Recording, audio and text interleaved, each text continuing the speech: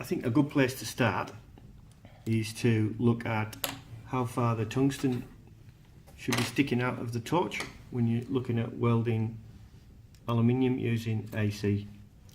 So we've got a tungsten that's got a slight ball on the end of it, as opposed to sharpening to a point when you would work on DC.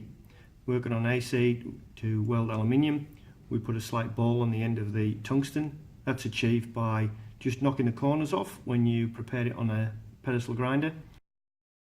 And then once you switch to AC polarity or AC current, you can actually strike the arc and it will create a ball on the end of the tungsten. You have them plates please, Glenn? Yep. So a good place to start is your maximum stick out you want on a tungsten 6mm. So an easy way to achieve that is to just get yourself 2 pieces of 3mm plate, stack one on top of the other, allow the tungsten to touch the bench while the ceramic's on the plate, tighten up the back cap, and there's your stick out, done, finished, taken care of. Simple tip just to get you started. Okay, so we're about to make an approach onto the butt weld on aluminium.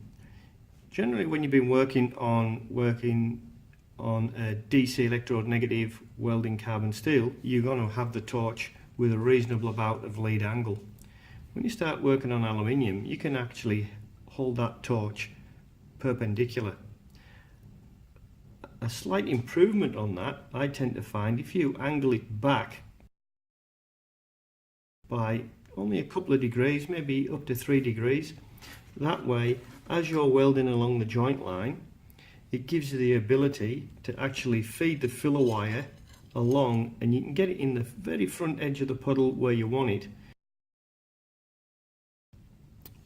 without striking the tungsten and contaminating the tungsten.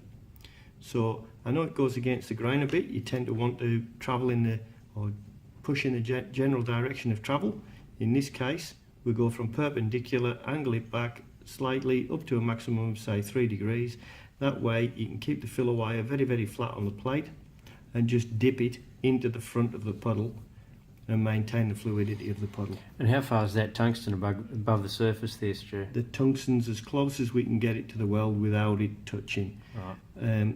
However, when we're working on AC, if we lift that torch slightly higher, it allows the arc to fan out a little bit wider. So you can adjust weld width with that stick out distance as well. The 3mm alley, we're on 3mm here. What sort of amperage do you reckon we'd be running at? I'd be running at a ballpark figure of about 30 amps per millimetre thickness of material. So in this case, for a butt weld, a starting point would be somewhere around 90 amps. Obviously, we all weld slightly differently, so it could be that your travel speed is a little bit quicker. If your travel speed's a bit quicker, well then you can afford to turn the amperage up a little bit, which will in turn give you more heat input. If you're travelling slower, you're going to have more heat input, you can afford to turn the current down a bit.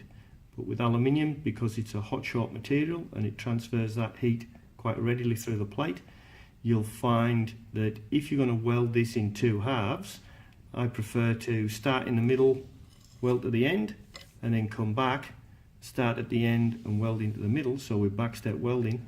You find the second half is always going to weld faster than the first half because you've got heat input already there. And you're wanting that, giving it a chance to cool down as well, don't you? Correct. And it also helps to minimise distortion along the way. Any weaving or no weaving? What would you do in this case? 3mm alley at 90 amps, I wouldn't worry about weaving. We're looking for a deposit that's somewhere around 6 to 8mm wide.